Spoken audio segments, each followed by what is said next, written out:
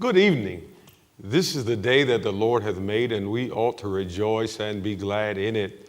What a joy it is to be back here for continuing our discussions on dealing with life in the midst of a pandemic. We want to say that we're sorry for the delay on tonight. We know that we've had bad weather throughout the DMV on today.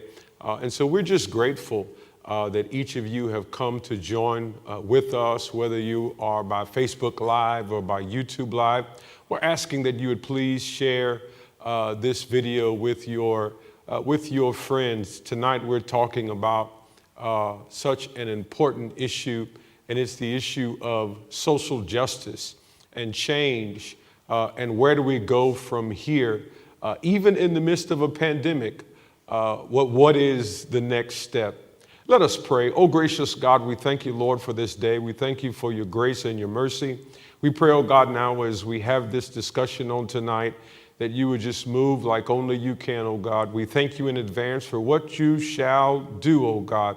In Jesus Christ's name we do pray. Amen. As you know, on this past week, we lost two giants of our civil rights movement, and C.T. Vivian and Congressman John Lewis. And as I thought about the death of Congressman Lewis, I thought about how I was a young student at Morehouse College. Rodney King trial had happened, and those officers got off and immediately kind of caught the social justice bug, became a part of an organization called Students for African American Empowerment. And it was amazing that it just seems like, because many of the things that we fought for back then are the same things that we are fighting for now. As you see on the video, we're still talking about the Confederate flag. We actually burned the Georgia state flag on the steps of the state capitol. The Confederate flag was a part of the Georgia state flag at that time, and we burned that flag on the steps of the state capitol. And here we are all of these years later, and we're still talking about some of these same social justice issues. And so it just happened that this is what our topic is for this week, and I'm grateful to be joined by three, I'm not going to call them young people, I'm going to call them younger people, three younger people. Brother Zoe Reeves, amen, Sister Rhonda Henderson, and you all know, of course, my daughter Kendall Donaldson, who's here with us. And so I'm grateful for all three of them who have come to join us tonight to talk about this important issue. When it comes to social justice, the word of God is clear. Isaiah 1:17 says, learn to do good, seek justice, correct oppression, bring justice to the fatherless, and plead the widow's cause. Micah 6:8, he has told you, O man, what is good, and what does the Lord require of you but to do justice, and to love kindness, and to walk humbly with God. Proverbs 31 says, he calls us to defend the right of the poor and the needy. It is clear that the Bible makes social justice a mandate of faith and a fundamental expression of Christian discipleship.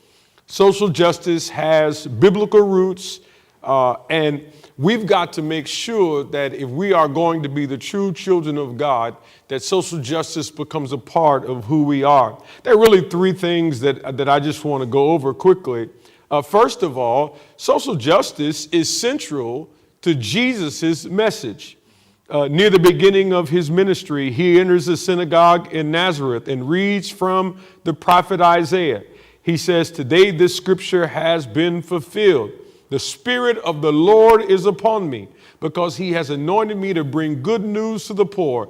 He has sent me to proclaim release to the captives and recovery of sight to the blind, to let the oppressed go free, to proclaim the year of the Lord's favor. social justice is central to the gospel of Jesus. But not only that, but if you look at the early church, they practiced social justice. They viewed their ministry as a continuation of God's intent for Israel in the light of Jesus Christ. And so Acts 2 tells us they devoted themselves to the apostles' teaching and fellowship, to the breaking of bread and prayers. All came upon everyone because many wonders and signs were being done by the apostles. All who believed were together and they had all things in common. They would sell their possessions and goods and distribute the proceeds to all as any had need. The early church members believed so much in the gospel of Jesus that they would sell their possessions and goods and distribute the proceeds to all as any had need. Social justice is a major part of the gospel of Jesus. The early church practiced social justice. And finally, social justice is a characteristic of being a child of God. Imagine what the world would think of Christianity if the first thing people saw was self-sacrificial love. You know, Jesus told us to love ye, this new commandment I give to you.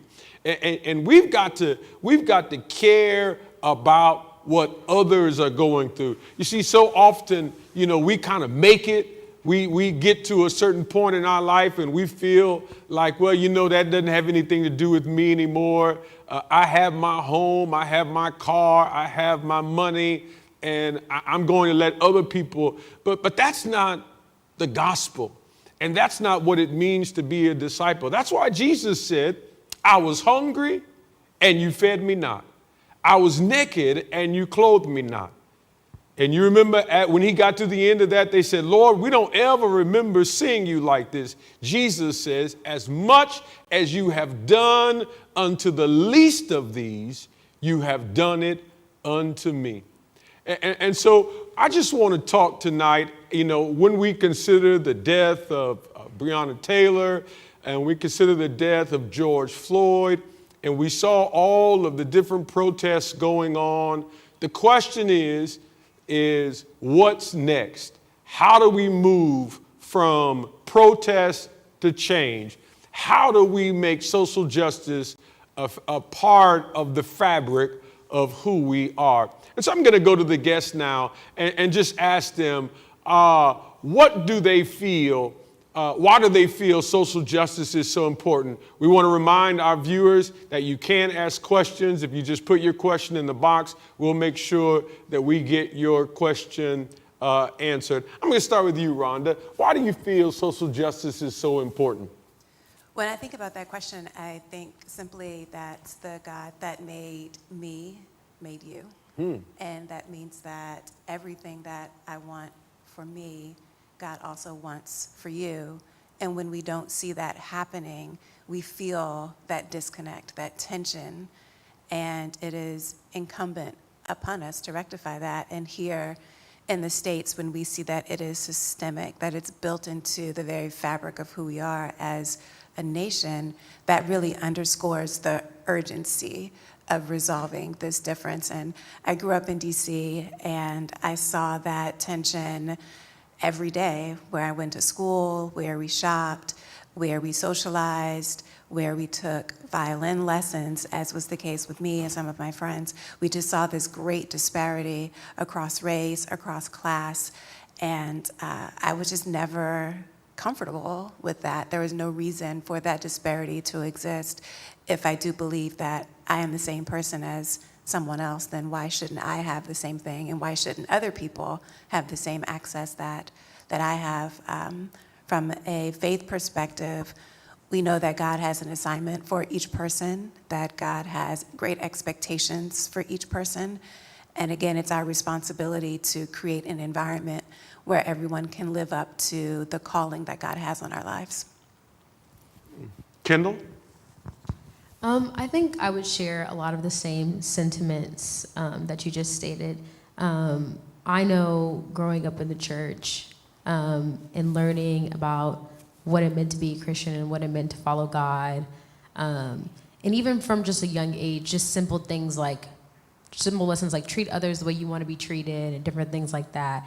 And then getting older and kind of seeing different injustices around me, not only like in the greater world, but in my own community sometimes, and just feeling very frustrated by that, and wanting to kind of use my voice or use the power that I have in order to kind of be able to uplift someone else who kind of maybe is not in the same position that I am in, and trying to uplift people, because I think that from the lessons that I've learned growing up in the church and growing up in the family that I grew up in, I think that I was always taught that I should value other people and that I should make sure that other people were being valued. So I think that just social justice for me is something that I try to incorporate into my daily life. Not only just, and it goes past just actions, but it also goes in the way that I talk to people, and it goes through the way that I interact with people, and it goes through how not only just how I interact, but how I view the world and how I view other people, and making sure that in what I do and how I think of people, I'm always thinking from like a social justice perspective. I think that's. Fareed? So one of the biggest things, the biggest conversations I have with people is talking about social justice. Sometimes that word gets coined so much and used to a point where we actually water down the most important part, which is justice. Mm-hmm. And I sometimes replace it with social with just saying God's justice. Because anytime you see Jesus encountering someone, he saw them as a human being, not as, there are some instances where he saw them in a different light or used different terms, but he always looked at the humanity of a person. So the question is, how do we treat someone just? How are we making the playing field for someone who is different to be amongst us? How are we inviting them into who we are, or how are we joining them and not making them feel alienated? So I always look at the social justice piece, and I'm very nervous to use it because of some of our friends who claim that they are proclaimers of the gospel. They demonize social justice. They demonize equity and equality. And so it's important to just say that this is the justice that God demands. You talked about, Rhonda, growing up and seeing things. How has that affected you and kind of your drive throughout your life? So one of the first protests that I went to, I think I was 17.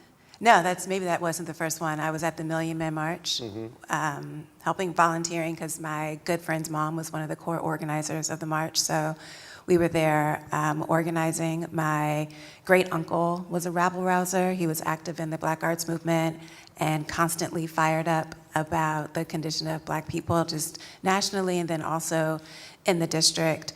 And at 17, I was at the Stand for Children demonstration in DC. So I would say that the racial disparity and the class disparity fueled in me just this unease, this fire, this sense of this isn't right.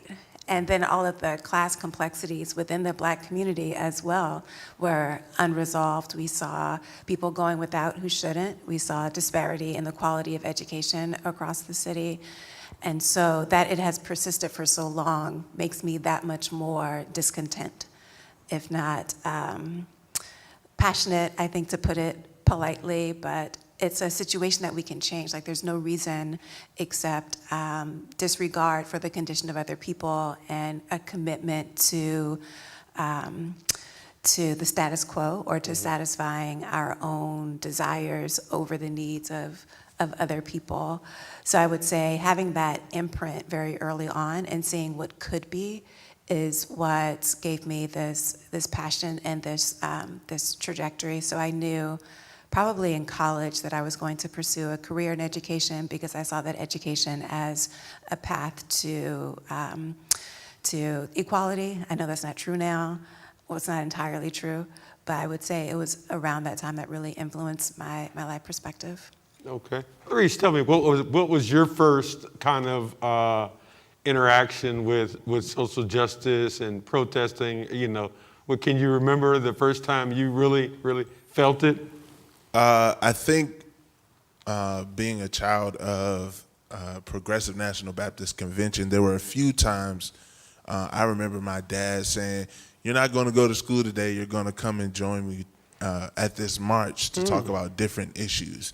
And so I think I might have been 11 years old when I went to my first peaceful demonstration, and I was on the Capitol steps with my father. And so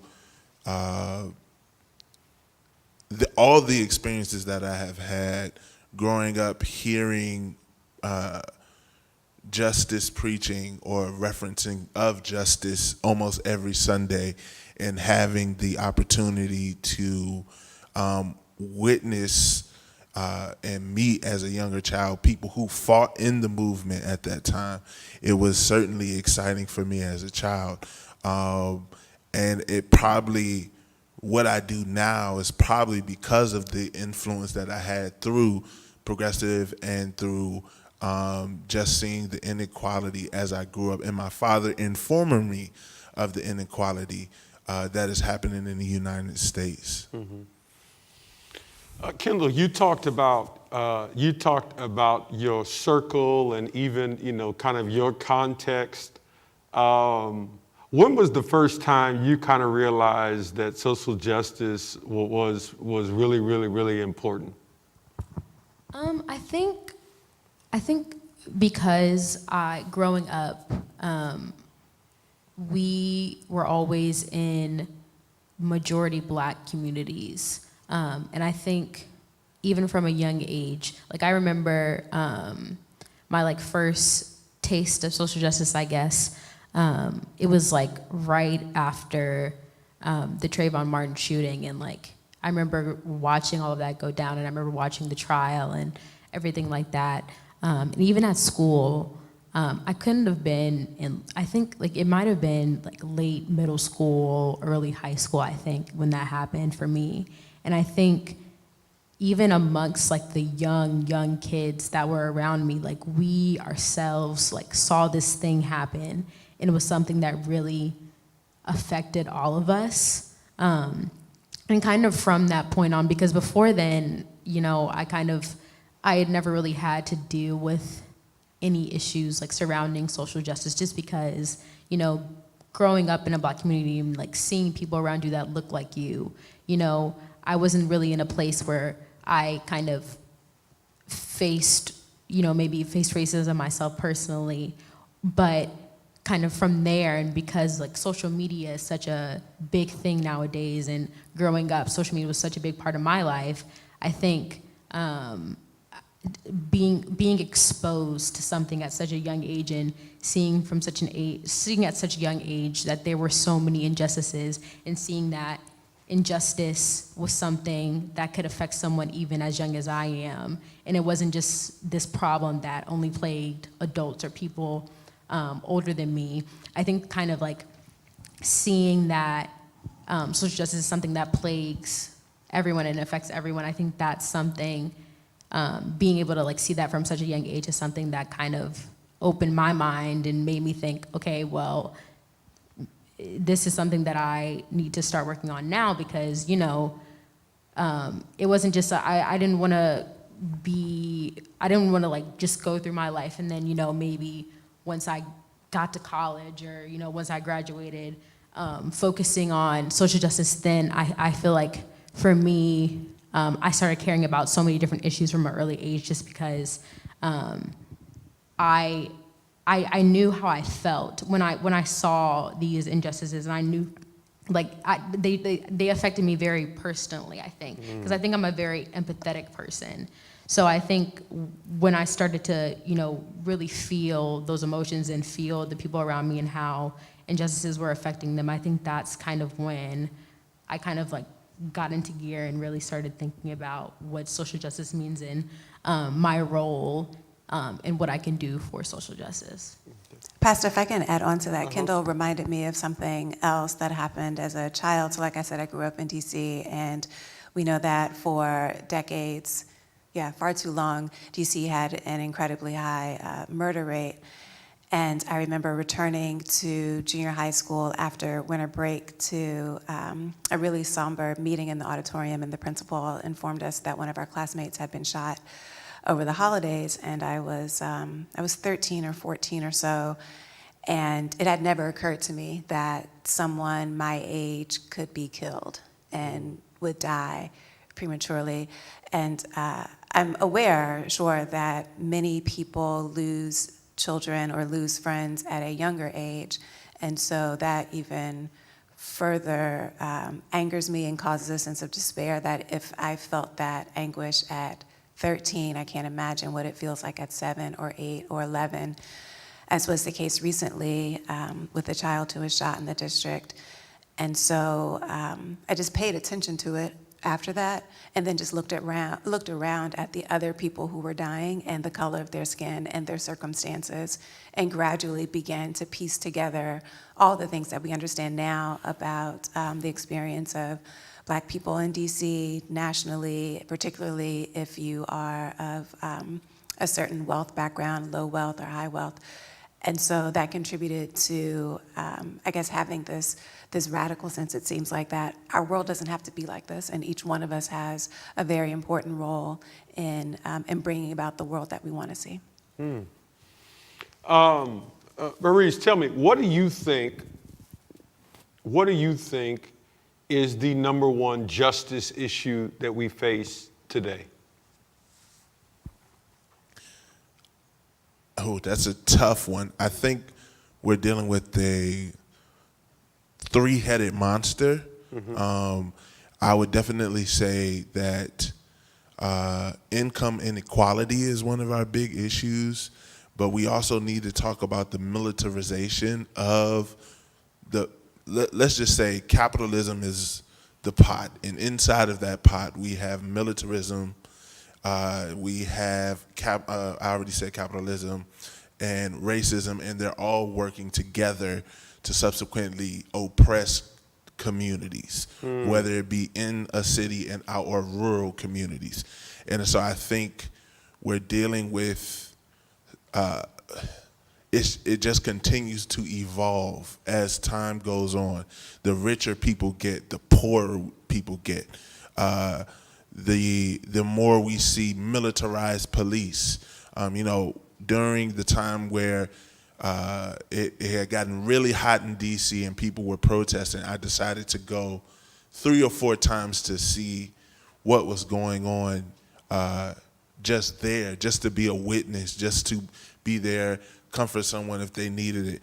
And in my mind, I kept on saying, this can't be possible, that we're witnessing this kind of militarism against children. And it kept me up for several nights, maybe 2 or 3 weeks, where I would only sleep for 2 or 3 hours because I imagine seeing some of the students that I work with confronting police officers, prison police, with they have grenades on their chests. They have batons. You have a guy, this guy might have been 5, I'm 6'6". This guy might have been 5'6", carrying a gun that was almost as tall as him to shoot children.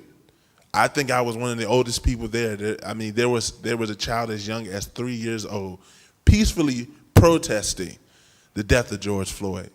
And I think we have to pay attention to this one monster, capitalism, the three-headed monster, capitalism, racism, and militarism.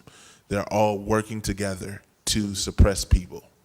So that's one of the biggest issues, is destroying that monster, calling out, seeing things that we know that are wrong, to speak on it, not just not pay attention because we're getting paid or because, We have members who are family, who are military, and we also have members who have gone on to make all this money, or we benefit off of the subculture of racism. We need to just, there it is, there's the monster. We need to be able to decapitate all of them and create equity amongst each other. What do you think is the number one justice issue?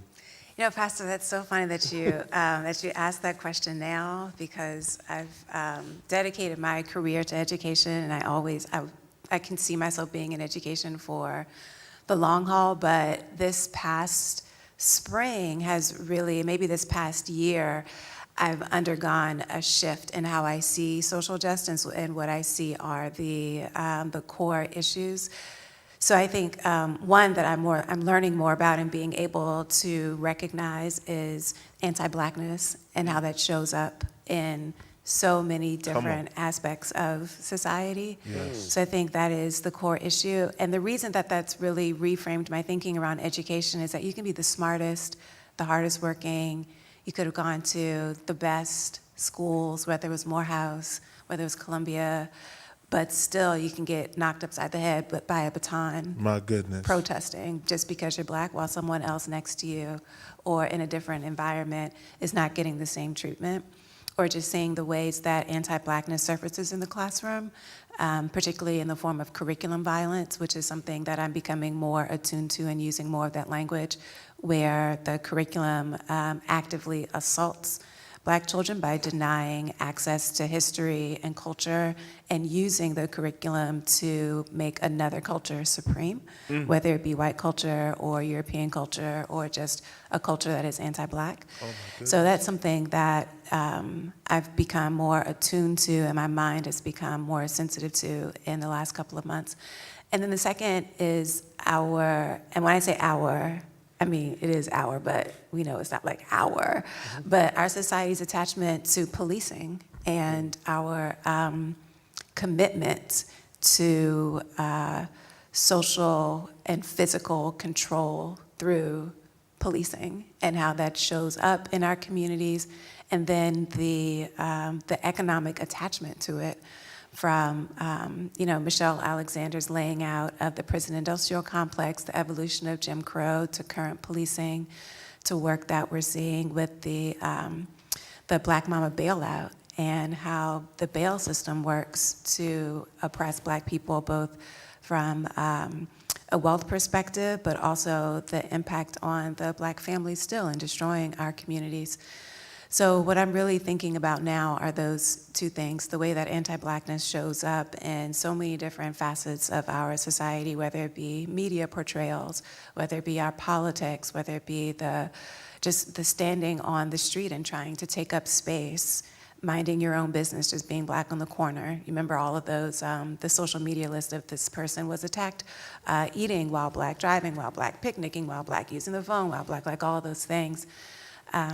And then seeing how the police are showing up and showing out, so to speak, in this area of protest. And particularly now, as we're thinking about, and I'm learning more about and becoming more committed to defunding the police and reinvesting in our community, and the knockdown, drag out arguments I'm having with my friends about what that means, and getting to the root of the root of the root of our belief that the police keep us safe. But we're just seeing so many things. Like, I live in a neighborhood where I see a cop maybe once a week or so. I'm like, oh, look at that cop. And my neighborhood is really safe. Like, I would walk around at 2 o'clock in the morning and nothing would happen, and there are no police. So I just have to ask myself, is that police really keeping me safe? Or is it the fact that my neighbors are employed, that I have small businesses down the street that open and function, that our households generally are safe? You know, everyone is of mental health and well-being. So it's those two things that I'm really thinking a lot more about as the core problems, the social justice problems today. And I think the anti-Blackness is really something that is important. And when it comes to education, when it comes to a lot of different facets of our society, I can't tell you, my daughter is here. She's a sophomore at Yale. And going through the system, even in public school, especially when we moved up here, that there, literally, I remember I was talking to a teacher, a counselor, I think, about her applying to Ivy League, and it was like, the woman was like, well, why would you do that? What would be the purpose for that? Why? Well, because she can get in.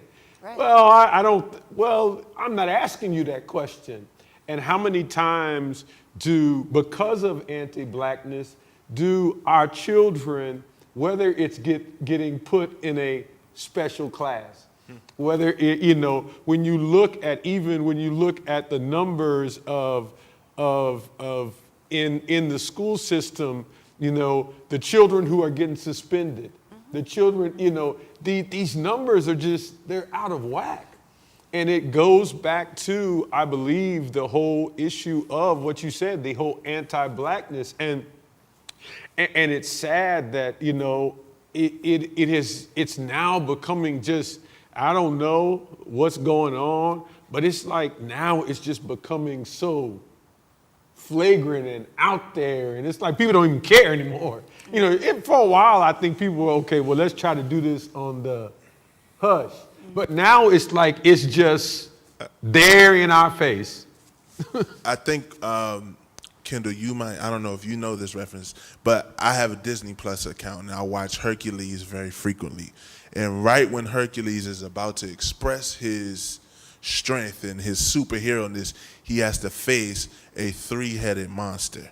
Now, every time when they would get to the point of getting ready to kill, he'll cut one of the heads off the monster. 3 would appear from that same space of where the head is. And I think what we're realizing is the only way Hercules was able to absolutely destroy it is when he got inside and bust the guts open of the whole monster. I think you hit it on the head when you talked about anti-Blackness. It is literally everywhere. I work, 2 years ago, I worked at one of the largest comprehensive high school in the District of Columbia. And one of the biggest problems, students would come in here and they would say, oh yeah, Mr. Reeves, I saw you getting on the bus or this, or I saw you on the train. And I said, yes, I'm from here.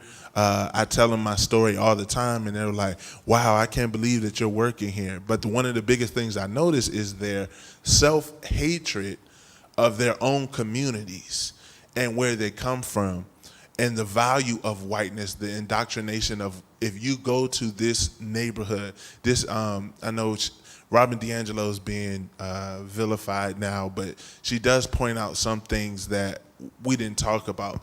The value of whiteness, what's associated with good and what's associated with bad, right? You go to a good school, the good school is considered in a good neighborhood. There's good people that go there. And when you talk about that in the sense of valuing whiteness, when we talk about good school, well, the school is considered good because it's in a historically white neighborhood.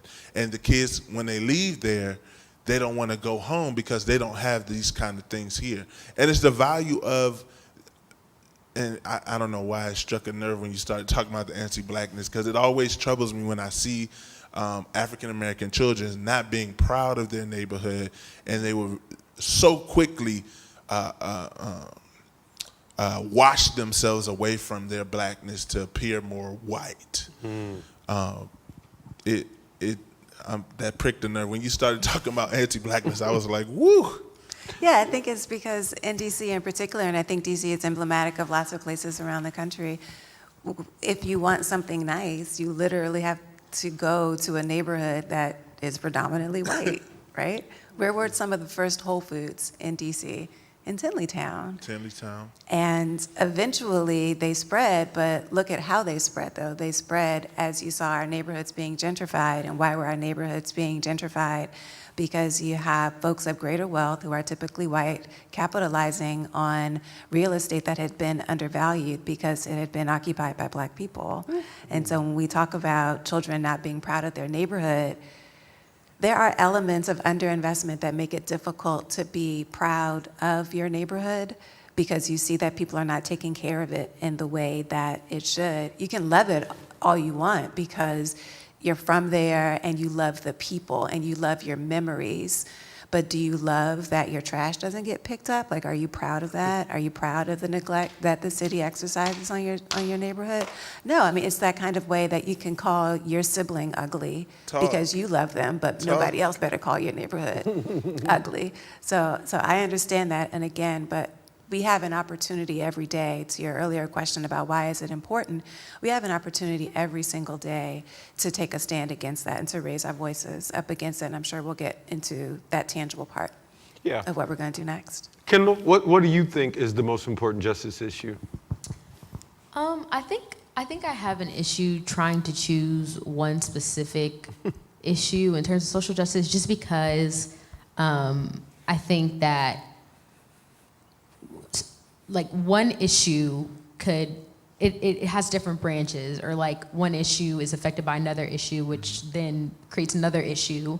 And I think going back to anti-Blackness in this country, and not even just in this country, but globally, anti-Blackness goes into income equality, like you guys were saying, like education, not having access to education, policing.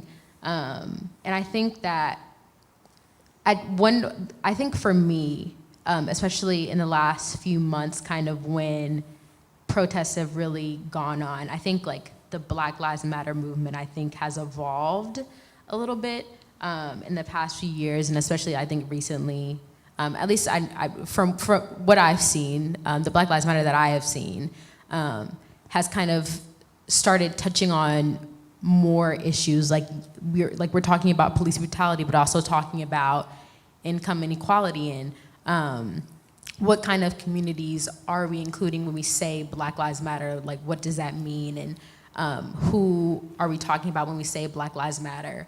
And that also goes into the prison industrial system. Like it goes into all of those different things, and I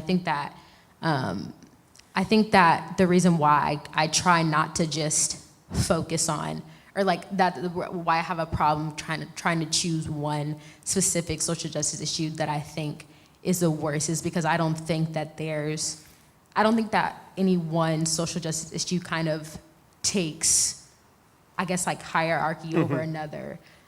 Just because I think that all of these different injustices it's kind of a cause and effect issue with each other, and I think that in order for us to kind of, I think in order for us to kind of really, if we really want to kind of, I guess, take on social justice, I don't think that there's one specific way to do it, and I don't think that we can just say, oh, we're only going to focus on this one issue, and then hopefully because we focus on this one issue that these other problems are just going to be solved, because I don't think that that's how that works. But I think that by kind of making social justice a thing where you kind of address all of these different issues at once rather than having to choose one, I think that's kind of the best way to kind of bring about real change and bring about positive change and lasting change too. Because you can kind of make these very temporary adjustments and very temporary solutions, but when you think about it, I mean, the Black Lives Matter protests have been going on for years, and I mean, protests even before Black Lives Matter was a group. How you were saying how we're still fighting for the same things we've been fighting for years. So, I mean, if it didn't work, then how can we make it? I don't think it didn't work then. I think, how is it that we're going to kind of make it? Because I don't know. I don't want to be pessimistic and be like, oh, because these things are still going on, what is it? Why are we still fighting for something if it's still going to be the same like 20 years from now, if it was the same 20 years before?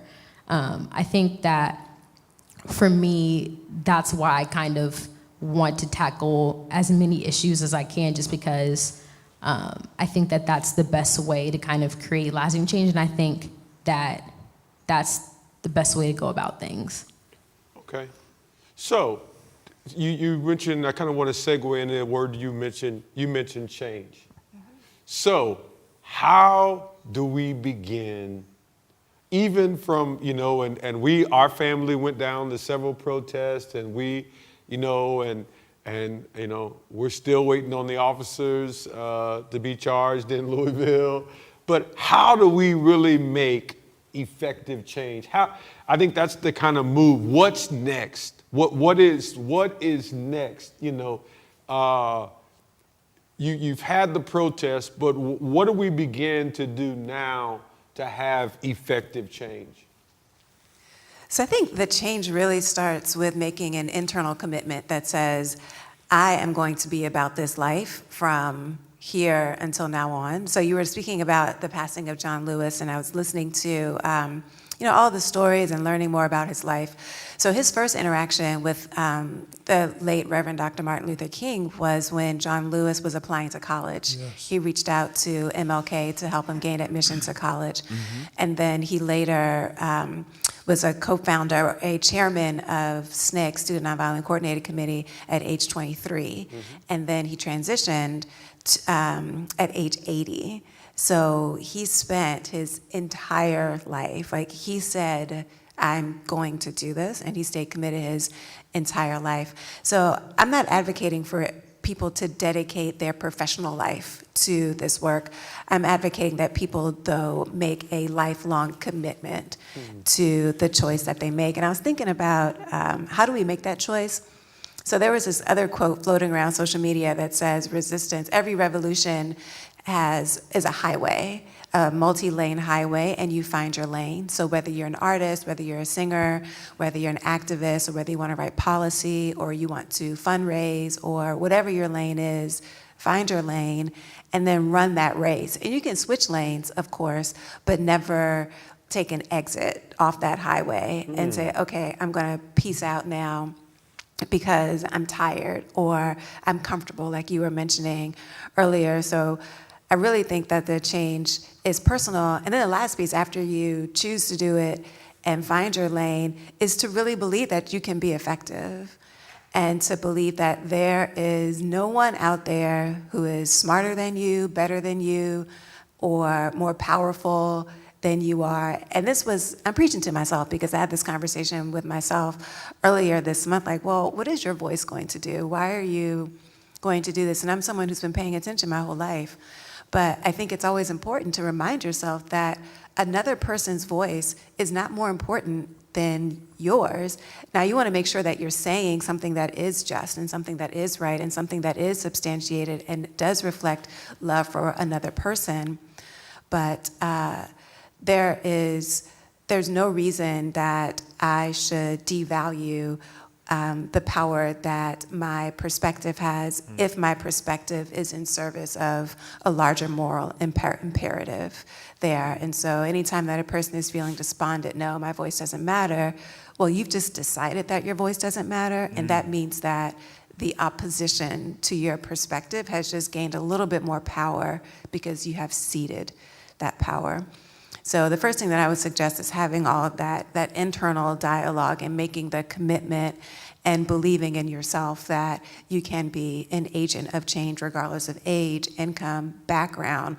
Well, I'm not from this community, or I'm not this, or I'm not that. Like, sort all those things out. Work all of that out internally. Take a long walk and resolve, all right, I'm going to do this. This is how I'm going to do it, and then go forth. And don't be afraid to fail. Learn in real time. No one is an expert in social justice. Nobody's going to get a gold star by so and so. Sure, there are awards and everything, and society will laud lots of people and hold lots of people up, but that doesn't devalue the effort or the importance of the individual. And we've definitely seen that. We see what happens when millions of people rise up around the world. Yeah. The real change that's possible. Okay. But that's just the start, though. That's just the beginning. But Reeves, what do you think? What do you think is next? I think, this is one of the most annoying things that has happened in these last 20 weeks. I think, I'll put it this way. So I always think of this text when Nehemiah examined the wall that needs to be rebuilt. he gave a speech to everyone saying to rebuild the pieces that were in front of their house, right? That goes back into that lane piece. But there also needs to be, I will say, we need to work where we are, work our stations to help build us up, continue to build us up. But the other thing I will say is that we need to have an understanding that everyone is not going to arrive to the same ideas at the same time.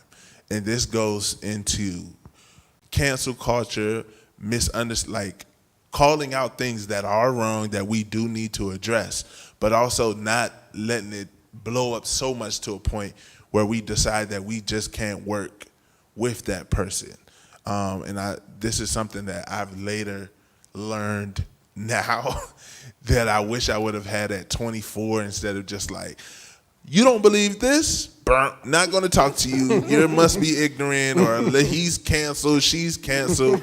No, it is, we're all on this journey of being informed and understanding how we are oppressed, and then we can turn around and oppress someone else. You know, that's one of the biggest things I think these last 3 years that I've understood is that the system has indoctrinated us so much that if somebody doesn't believe what we believe in, well, that's it. We're just going to mark them off because like everybody comes. When one of my friends, and I'm going to stop. One of my friends last night, she talked about this Gumbo Collective, having everybody come. When you make gumbo, there's okra, there's tomatoes, there's rice, there's beans. They're all coming together to make this delicious meal. So she basically said there needs to be a collective, a gumbo collective to freedom. So that means everybody's not going to be shaped the same way. They're not going to cook in the pot at the same time. There's some things that got to go in there when you're cooking the onions to make them caramelize. So there's like, you got to understand that we're all going to get cooked and we're going to be good at the end, but we all have to go through this together in order for it to be good. And I think, it's kind of what Ronnie had talked about everybody has to figure out your lane.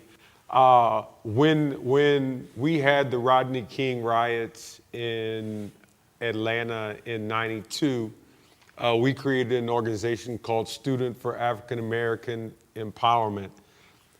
Students for African American Empowerment. And and some of it's interesting, some of the top names that you would know today were a part of that organization at the beginning. Stacey Abrams was one of our founders. Wow. Otis Moss III, who pastors the Trinity Baptist Church. Terrence Carroll, who was the Speaker of the House in the state of Colorado. All of us were a part of this organization. But what we learned was as we kind of we had that one issue at the beginning, which was the Rodney King trial. But as we began to move out, everybody kind of had their own different lane. Some people hung around, others kind of went off and did their own thing. And it wasn't a negative thing. It was just finding my lane. And here we are now, all of these years later, and we look back at, and basically all of us ended up back at the same place. Wow. We just kind of went different ways. Mm-hmm. Whether you're pastoring, whether you're somebody like a Stacey Abrams, whether you're a Terrence Carroll who went into politics, all of us had the drive and the desire to fight for justice. We just had different lanes that we had to go. But as you said, like John Lewis, we've kind of been committed to staying that lane and staying that way. I do want to ask you, all, and I'm going to start with Kendall. What do you believe is the church's responsibility when it comes to the justice issue? I think the church has a huge responsibility in terms of social justice just because I think the church serves as a resource for so many people in the Black community. And often I think that the church could be kind of the first, like the kind of like the central ground for kind of receiving information or finding information about kind of different social justice issues, I think the church could be a place to kind of uplift different voices that are talking about issues that are very relevant to members of the Black church and members of the Black community as a whole. Just because, you know, when people come to church and they trust their church. I think people trust their church, and I think that people trust their church to give them valuable resources. So I think that more people who maybe weren't interested in social justice before could be more inclined to kind of follow this route if it was in their daily lives and in the churches and in their communities that they were in. And I think one thing that the church needs to kind of move towards is what voices it's uplifting. You know, I think that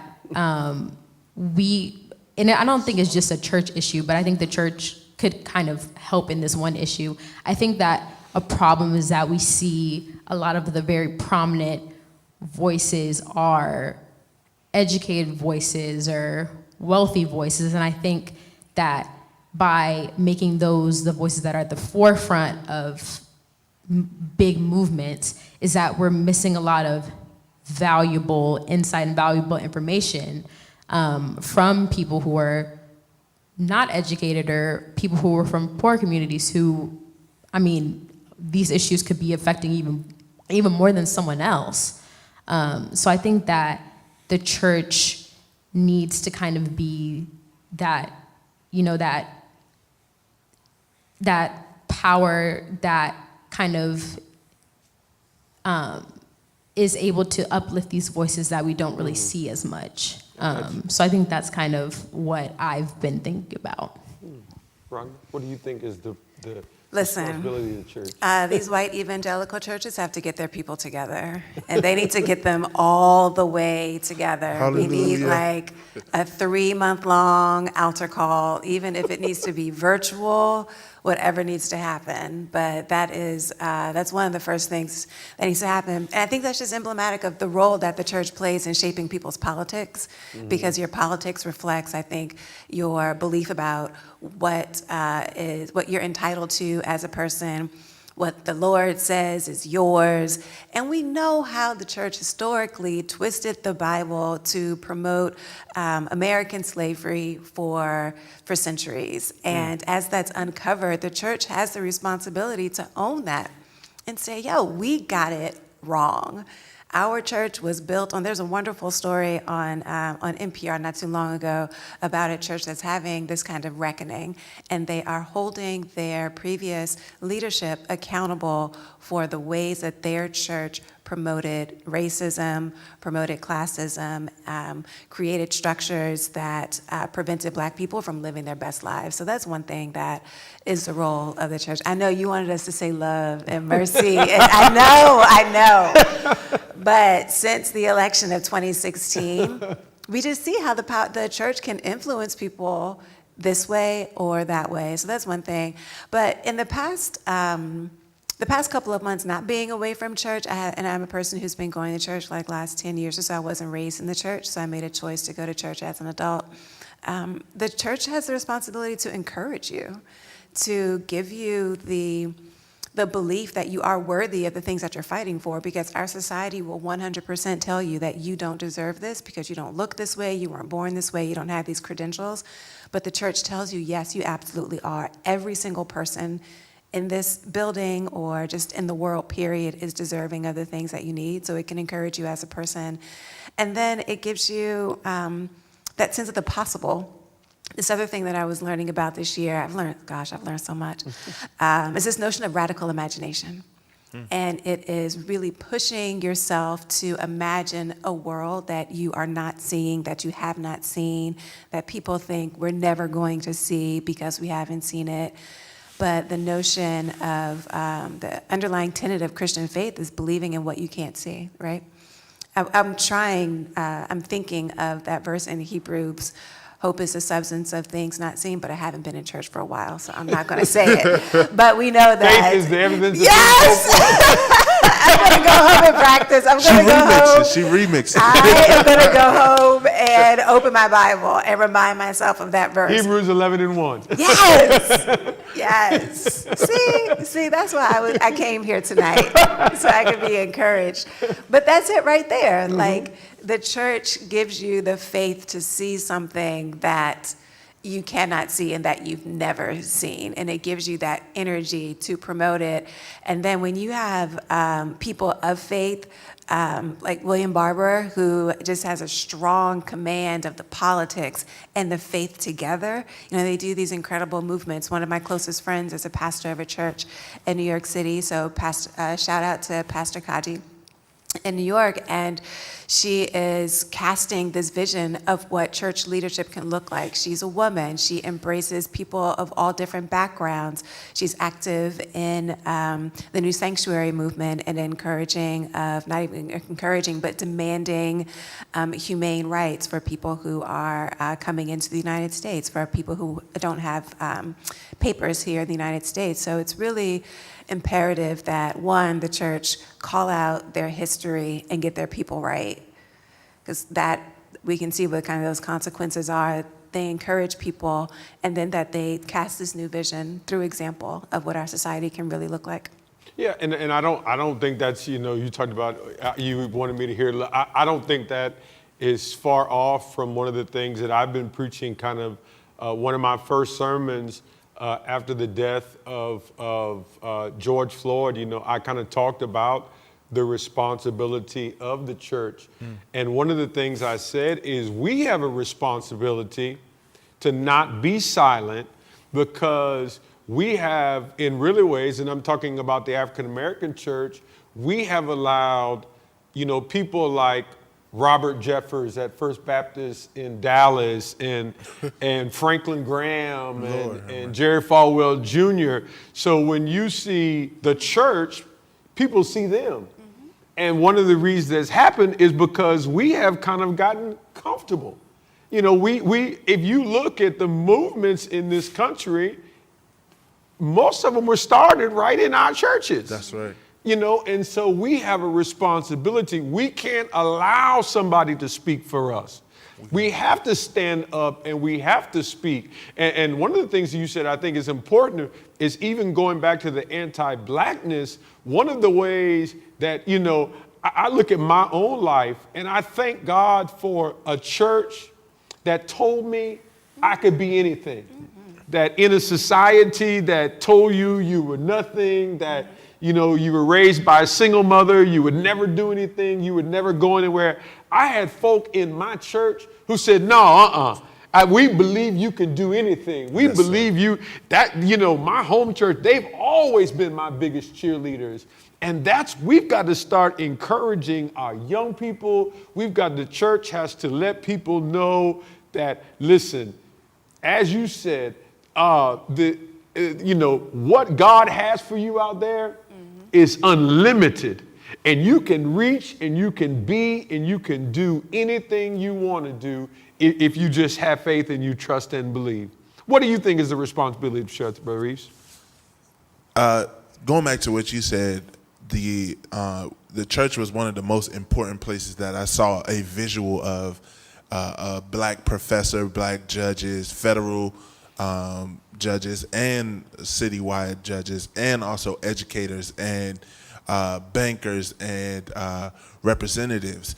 I think the church needs to continue to be the place that incubates the future. And also, I hate to get on your coattails, but I totally agree with you. We have co-opted, the black church has been co-opted to a certain point of, there are church plants that will have black-faced leaders that are out here giving us white evangelical propaganda. And these churches, you go to them, yes, they go to church, they don't have to dress up. They can wear their Jordans, they can wear their skinny jeans. But the gospel that you're getting, right, it's not liberating. Right. it's more, it services to the point of capitalism. When you talk, I remember I was listening to another one of my friends when they were talking about this idea of, in white evangelical, it's all about saving souls. How many souls have you saved? You know, yes, being saved is important, but not to a point that where you're posting it saying we've saved 1,000 and we're looking for one more. We'll keep on doing that. That is a form of capitalism, and it also plays into some of the problems that we have in the United States of America. It is, everything is a competition. Everything is, I have to have this number over you. And the greatest thing about the black churches is that you could go to a black church that had 2,000 members or 20 members, and you knew that the testimony of those black people was how they got over, how this man who grew up in a single family home, how all these 3 boys could have gone to jail, prison, one could have been a drug dealer, one could have had 6 and 7 babies, but because the church prayed for them, the church covered them. You have a lawyer, you have 2 economists, you have an educator, you have someone who active, like the church needs to continue to be the incubator. And while we're incubating, we also need to break down some of these levels and barriers that we've created.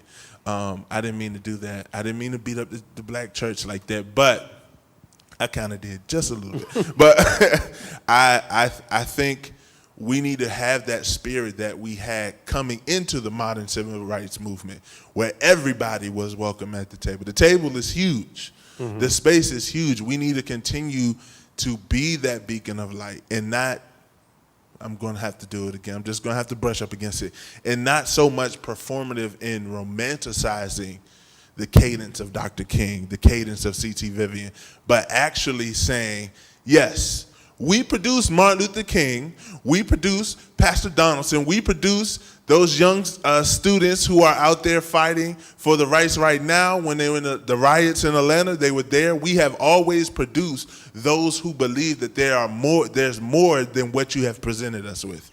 And that's what I think the black church needs to go back to in order for us to really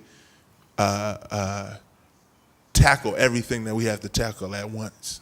Yeah, and I think there are so many issues that are out there that, in a real sense, we've been silent about.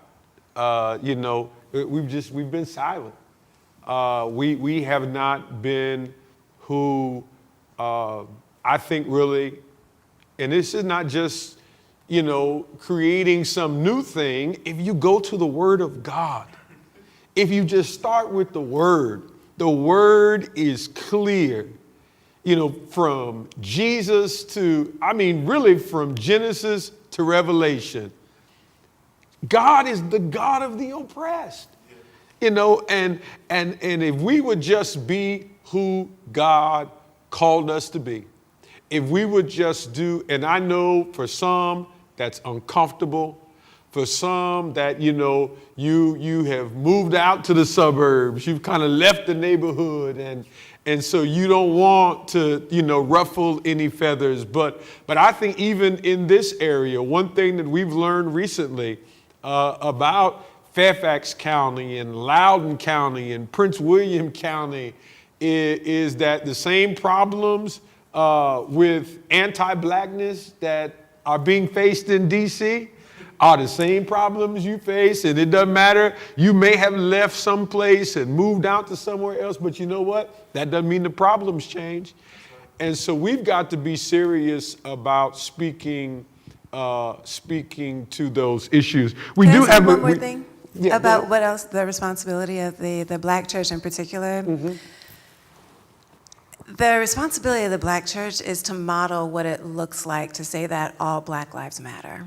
And I know this is controversial because I have sat in churches, in pews where people who did not follow a heteronormative belief system were castigated and insulted.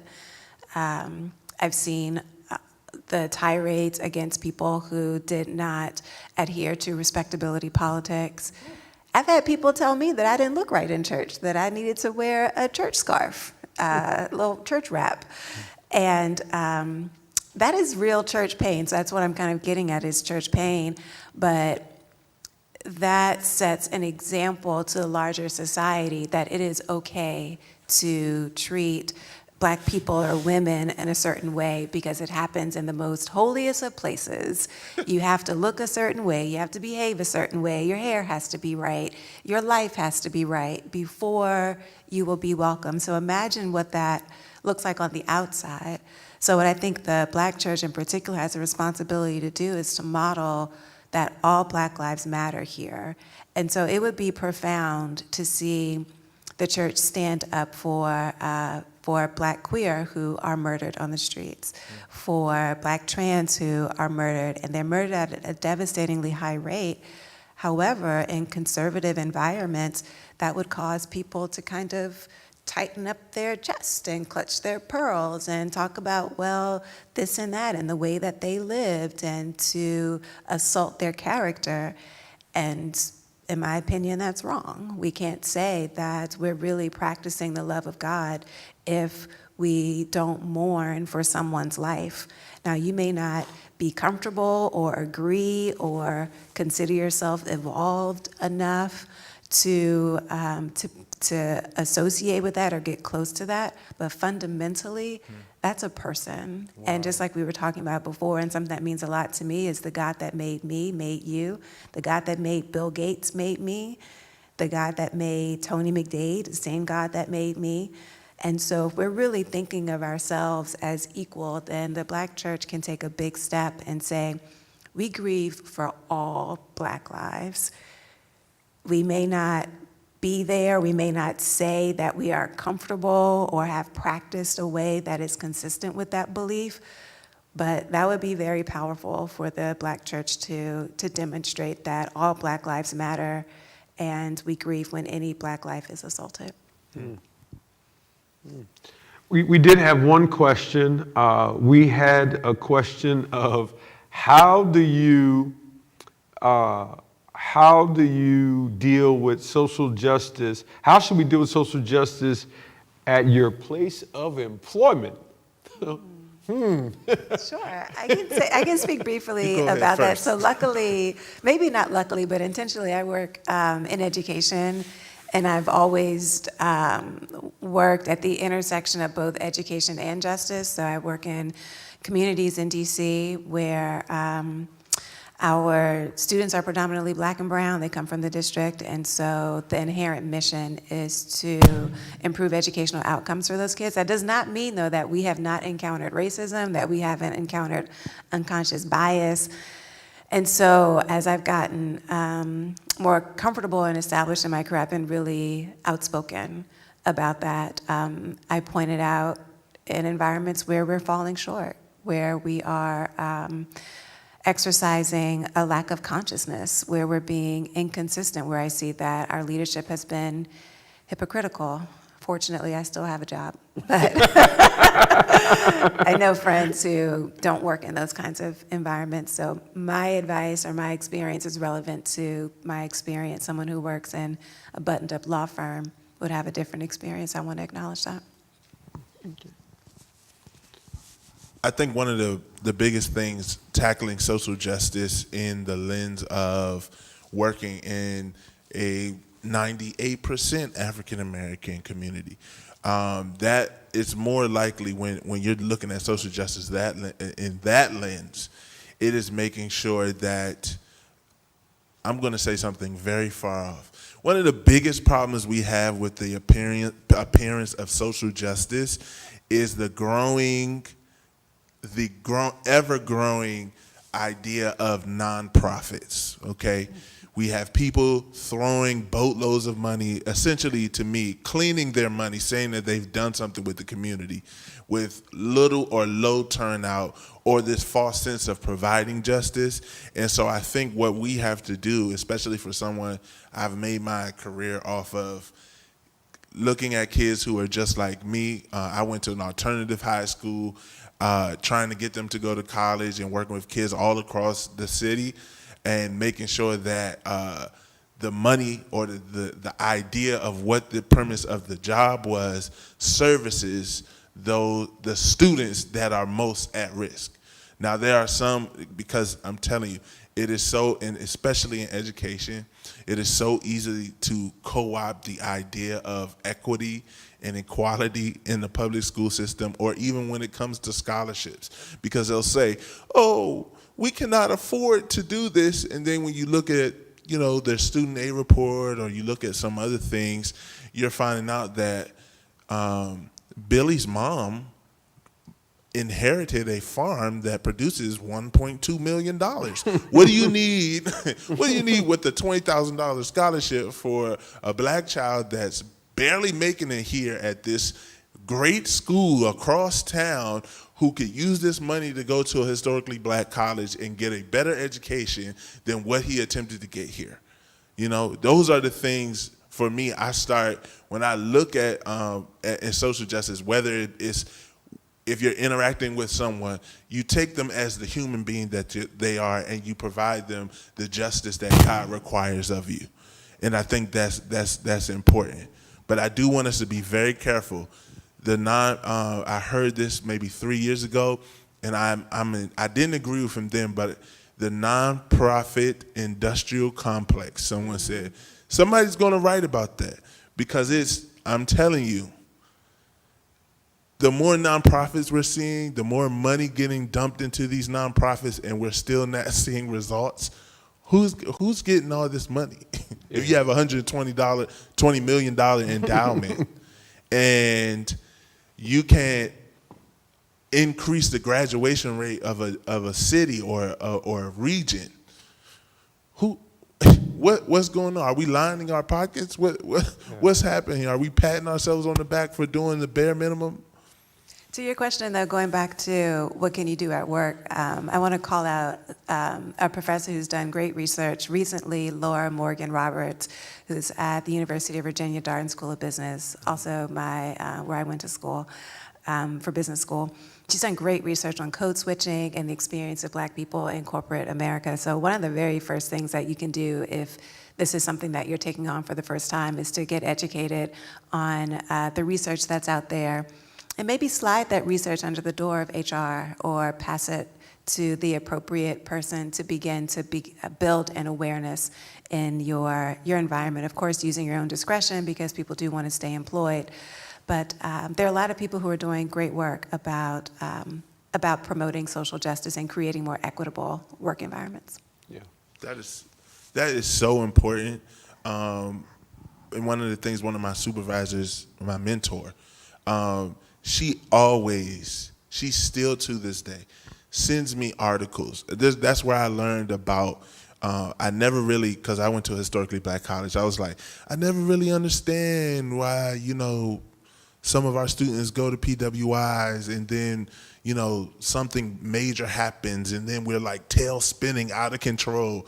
And until I learned what racial battle fatigue looked like at a PWI, until I learned that there's predatory behavior behind historically white institutions going after smart African Americans, and then once they get there, treating them as if that they're like, that they really don't matter, and not providing those. The pain is real. No, because You're just getting started. I think Kendall probably can have something to say about that, can't you? But it's all about what you were talking about. It's keeping your people, like educating yourself, and also educating those around you, so that we can make sure that we know that it is so much more bigger. Because I was just like, they chose this. This is what they wanted. But now I'm like, no, it's actually, I am so much more proud of, like,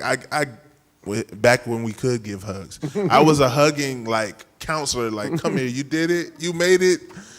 That baby, you graduated from Yale, thank the Lord. Because I see it now, I understand it, but it's all about that education and educating those around you that are doing the same work. What do you have to say about that? I think this is something, I think one of the things about being at Yale is Yale has been a place where I have seen I think my first year at Yale is when I was really inspired by the Black students around me, just because, not even just while I was there, but like years before I got there, like Black students at Yale have been fighting administration and fighting against injustices that they see for years. And so this is like every year, students holding demonstrations about Yale's policing and like Yale police and how they treat Black bodies in New Haven and different things like that, and like protesting different things like this thing called the student income contribution that really affects low income students a lot more than it does anybody else, and trying to get rid of that. And just being able to see that, and also with my high school, because the predominant white high school that I went to, and how recently there was this page that was created of Black students and Black alumni kind of anonymously putting in their grievances and like sharing their experiences that they had at the school, and really trying to bring about change. Like, I've been getting emails from my high school talking about, oh, we see this and these are the steps that we're taking to kind of combat this. But like being a student at that place and being a student kind of like in that moment before those changes were there, it's very tiring.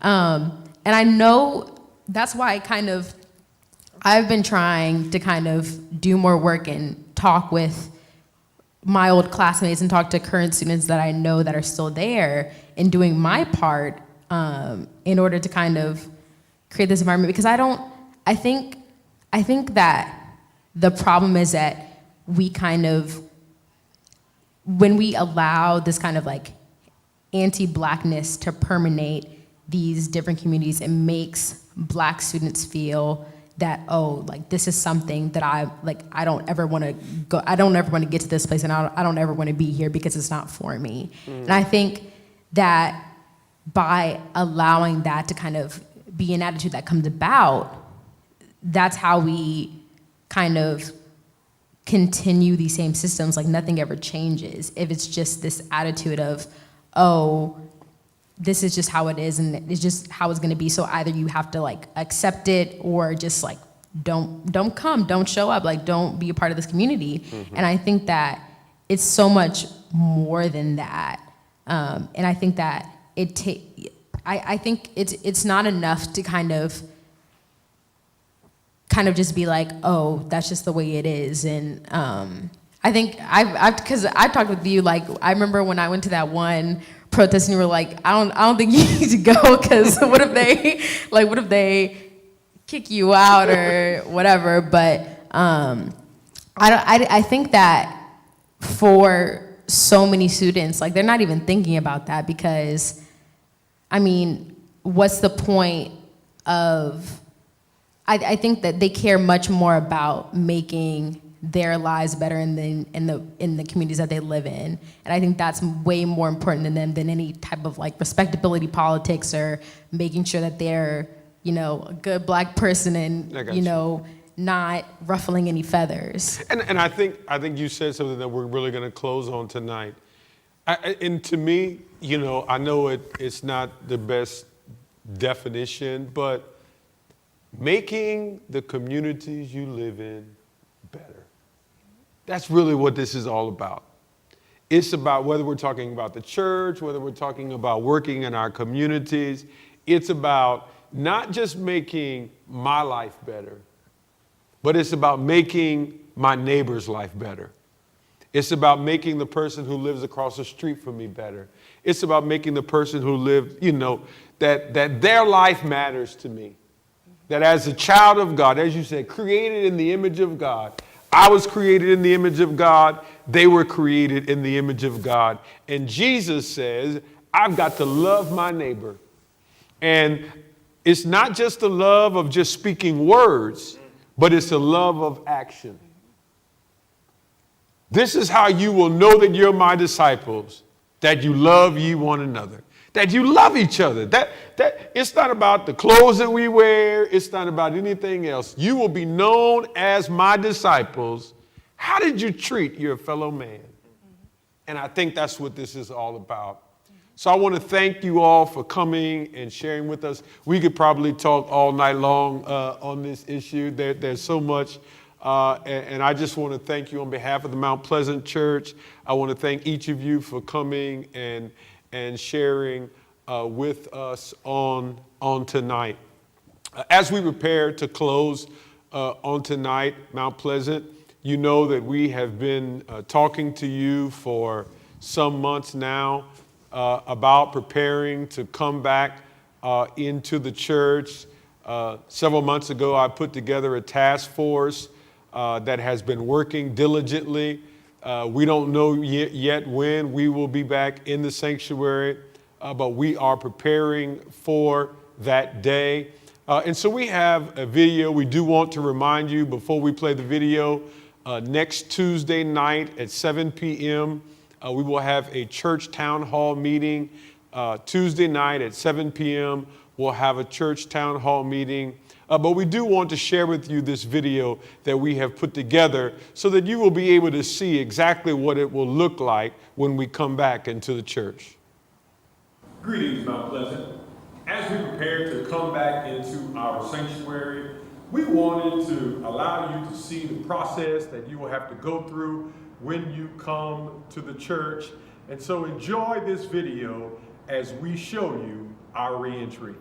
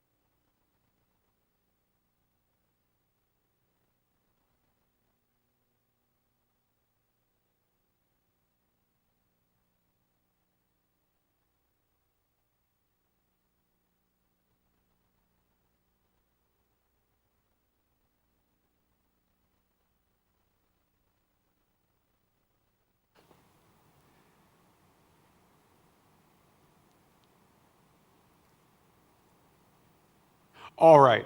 We had a technical problem there. There is actually sound to that video. So what we're going to do is we're going to close out. Don't shut down your computers. Don't shut down your computers. As we close out tonight, I'm going to say a closing prayer. The video then will play, and it'll have video with sound. Oh, gracious God, we thank you, Lord, for this night. We thank you for all that you've allowed us to hear and see, oh God. We pray, oh God, that you would just continue to bless each of our panelists, oh God.